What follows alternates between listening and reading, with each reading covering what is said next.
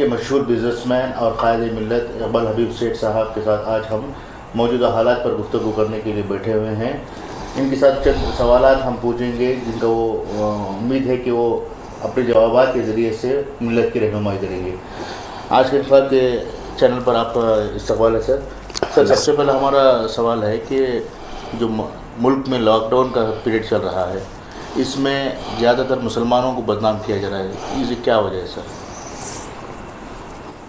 Actually ये सब दिल्ली तबलीगी जमात से शुरू हुआ था, लेकिन मैं समझता हूँ कि स्टार्टिंग में तबलीगी जमात वाले उसे डिफेंड ठीक तरीके से नहीं किए हो, तो मीडिया वालों को एक मौका मिल गया और एक गोदी मीडिया वालों को एक मौका मिल गया कि वो इस ताक में बैठे थे कुछ मुसलमानों का क्या भी इशू मिले तो उसे चुपके रायता फैलाने का पूरे इंडिया में।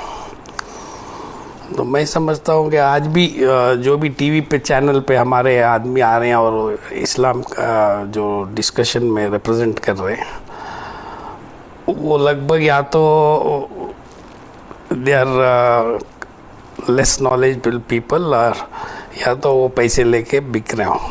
हमारे कौम में बहुत से उलमा ऐसे हैं और ऐसे इंटेलेक्चुअल्स हैं वो जो अच्छे से डिफेंड कर सकते हैं, वो आके टीवी पे बोले तो ज़िम्मेदारी से, तो शायद इसका कुछ हल निकल सकता, नहीं तो यही चलता रहेगा, ये मामला ख़त्म नहीं होता। सर, अभी लॉकडाउन के बाद रिलीफ वर्क के लिए बहुत सारे लोग काम कर रहे हैं, क्या ये रिलीफ वर्क को इसी स्पीड में जाना है या फिर रमज़ान तक के लिए कुछ पेंडिंग करना है? अभी मैं तो यहाँ 60 से 70 तंजीमा काम कर रहे हैं इसमें, तो मैं लगभग सबसे बात कर रहा हूँ, तो वो उनके एरिया में रिलीफ कर रहे हैं। तो मैं सबसे अपील क्या करता हूँ कि मालदारों को कि इनको हेल्प करें, और समझो कि ये साल हमने 60 दिन का रमज़ान मिला करके ये रिलीफ वर्क आपसे लेके रमज़ान तक भी पूरे मिलके करें, क्योंकि इसके बहुत से पहले भी सोचे थे ये इज्तिमाई तौर पे करेंगे, या ऐसा हमारे पास कोई कैडर भी नहीं और ऐसा आदमी मिलने के लिए भी कोई ऐसा माहौल नहीं बन रहा। तो अभी जो कर रहे हैं उनको हेल्प करके यही आगे बढ़ाना अच्छा लग रहा है मुझे। जी, अब रमज़ान आ रहा है, तो इस रमज़ान से पहले किस तरह से हम लोग प्रिपरेशन करें? लॉकडाउन का भी टाइम है, हुकूमत एक्सटेंड भी कर सकती है। वही बोला ना मैं, हम समझेंगे अब अपना 1400 साल में पहली बार 60 दिन का रमज़ान आया करके, तो जैसा आप कर रहे ज़कात सब बढ़ाना और ये करना, ये हिसाब से मालदार पूरे हेल्प करना, और जो आदमी रिलीफ वर्क में है उनको हेल्प करके जितना हो सकता है गरीबों की मदद करना।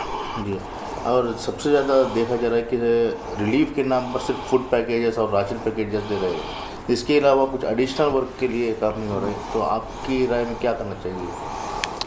इसके बारे में हम थोड़े तंजीमों से बात किया मैं, तो एक मॉडल मिला है हुबली में, वो कुछ कर रहे हैं करके सुना है, तो हम उनसे राब्ता किए हैं, वो 2-3 दिन में रिपोर्ट देंगे। अगर वो उनका मॉडल सक्सेस हुआ तो शायद एक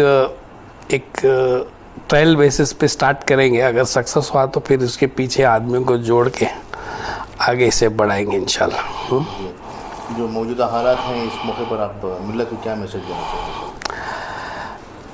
मौजूदा हालात में आने वाले दिन बहुत ख़राब होते हैं। अगर लॉकडाउन खुल गया तो भी बिज़नेस में मुनाफे में बहुत सा कमी आएगी, तो मुसलमान को मेरा यही है, पूरे हमारे मुसलमान भाइयों को, कि फजूल खर्ची बिल्कुल ना करें, अपने बाल बच्चों को, अपने रिश्तेदारों को और अपने मुलाजिमों को और अड़ोस पड़ोस को, इन सब की मदद करें, और आज की तारीख में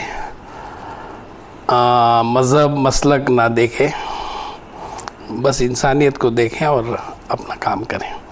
बस यही मैं बोलता हूँ। आपसे बात करने के लिए शुक्रिया सर। Thank you.